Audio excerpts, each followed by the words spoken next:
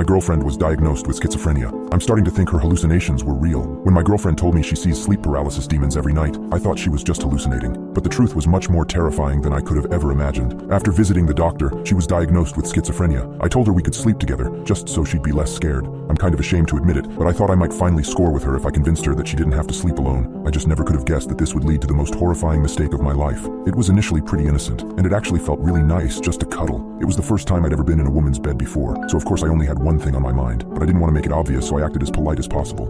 I made sure not to touch her or grind up against her. I could tell she felt safe, and that alone was a good feeling. Eventually her breathing slowed and she fell asleep. I was lost in fantasy and drifting off to sleep when I heard her kind of make this adorable little sound. Well, at first I thought it was adorable, but I just never thought that the reality was so much more terrifying. Her breathing was getting quicker, and I woke up a bit more and pressed against her. She made that sound again, only this time it didn't sound so cute at all. I didn't think she sounded like she was in pleasure. If anything, she sounded distressed and afraid. I opened my eyes wider. I couldn't really see well in the dark, but I was worried. I wanted to make sure. She then started whimpering. It sounded like she was panicking, and I realized she must be having a sleep paralysis episode. And I felt terrible because I had hoped that my being there would have helped her feel safe.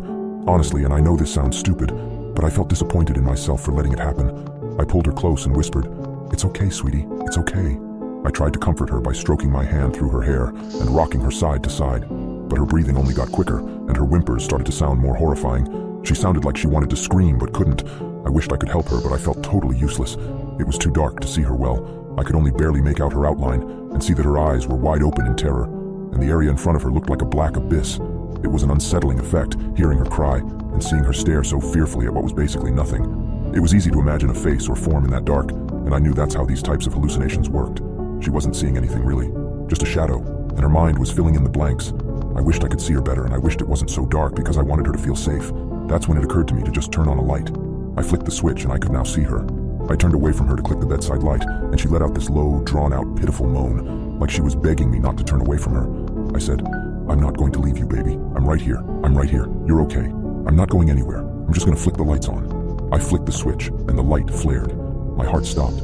The shadowy spot that had been in front of her wasn't empty at all. It was horrible. There was a horrifying, evil-looking demon staring at her. It was squatting right on the bed next to her, its face a mere couple inches from hers. Its eyes were wide and menacing. I effing screamed. I screamed like a little baby, and the thing turned its terrible gaze towards me. Its eyes were like deep pools of hate. I knew it wanted to hurt me. It was like all the good feelings I'd ever felt were plunged into ice water, like my soul had shriveled up and retreated into the deep pit of my mind. I felt absolutely broken. I had this inarticulate revulsion. I didn't want to be anywhere near that evil-looking thing. I didn't want to be anywhere near my girlfriend. I was worried that she'd pass this to me like some contagion. The demon made awful images flash through my mind. I thought she had brought me here deliberately, to manipulate me, to infect me with this haunting. I wanted to hurt her for it. I thought about slitting her throat and plucking out her eyes, and then I started to sob. I love my girlfriend and would never hurt her, but somehow the presence of this demonic entity made me hate her, but only temporarily. But still, it made me want to hurt her, to kill her. It made me insane.